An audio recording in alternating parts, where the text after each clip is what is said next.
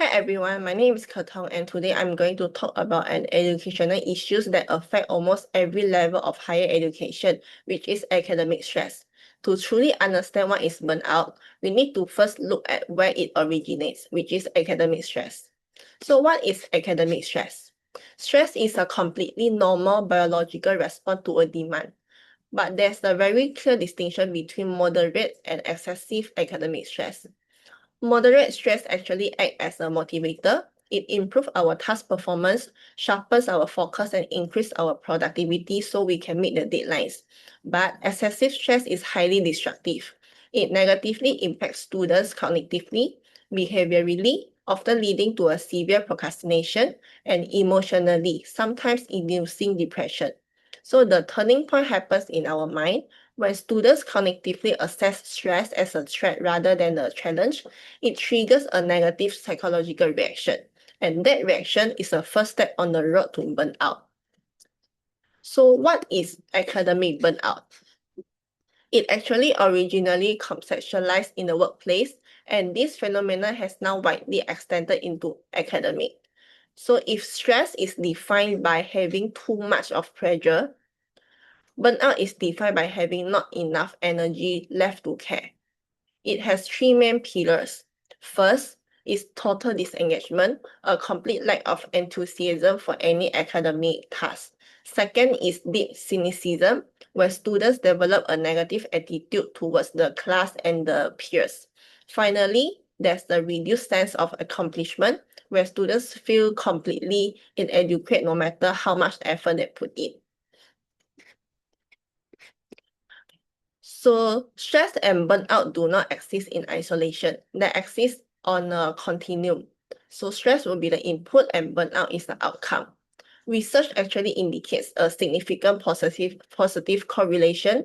The greater the unmanaged stress students face, the higher the degree of academic burnout. So to understand how this happens, we need to look into the transition from stress to burnout. So which occurs in three phases. So let's imagine a rubber band. Phase one will be an acute stress. This is the over engagement phase. A student faces a heavy workload, feeling anxious and relies heavily on adrenaline to push through immediate deadlines. So now the rubber band is pulled tight. Phase two is chronic stress. Here, the academic pressure never pauses and the brain continuously releases cortisol. So to survive, the body begins conserving energy, leading to a state of constant, unshakable fatigue. Now the rubber band is held at its absolute stretching point, and the third phase will be burnt out. This is the disengagement phase. The rubber band is finally snaps. Psychological resources are completely drained, resulting in a total emotional exhaustion and apathy. So what actually forced the rubber band to snap? We have to look at the direct causes, which are external systemic factors within academic environment. So the most prominent is an excessive workload, balancing heavy postgraduate research, complex assignments, and tight overlapping deadlines without any real downtime. This is often worsened by a highly competitive environment and unrealistic expectation from parents, society, and also professors. Finally, a lack of autonomy over schedules combined with inadequate guidance from mentors create unmanageable pressure. Certain risk factors make specific students much more vulnerable to these external causes. So traits like perfectionism, the relentless pursuit of flawless performance, and the inability to accept mistakes, tying self-worth directly to GPA. Second will be imposter syndrome, the persistent internal fear of being exposed as a fraud despite evidence of competence, leading to exhausting over preparation. Third will be poor time management, ineffective scheduling that leads to last-minute cramming and a massive spike in unnecessary stress. Lack of work-life balance, dedicating all energy to academic without taking intentional breaks to recharge. And finally will be financial struggle, the external stress of managing student loan or working a job drain energies needed for studies. So when burnout sets in, it presents clear warning signs across 3 categories. Physically, we can see chronic fatigue, insomnia, headaches, and a weakened immune system. Emotionally, students experience severe apathy, irritability, and a total loss of motivation. And from behavior, these internal struggles manifest as severe procrastination, dropping grades, skipping classes entirely, and social isolation from peers. So if we ignore the signs, the long-term consequences are devastating.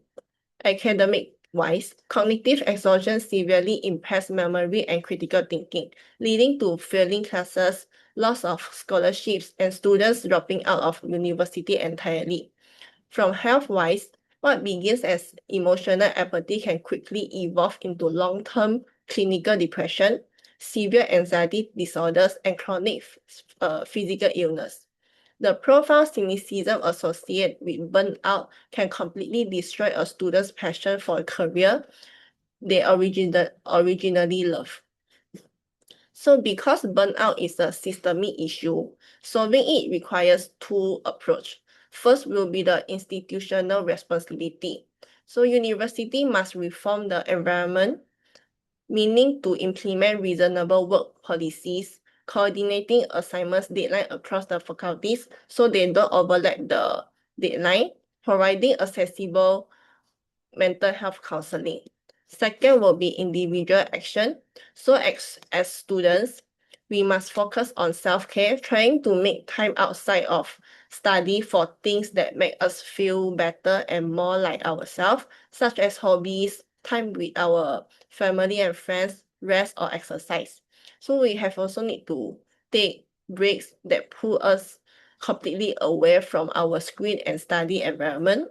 We need to practice strict boundary setting, treating our studies like a professional shift with a hard clock out time so we can actually rest.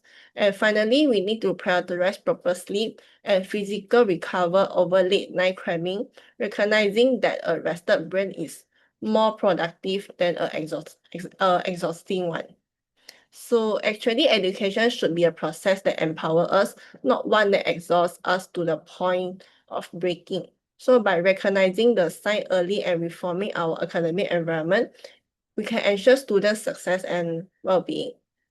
And here are the references, and that's all for my presentation. Thank you.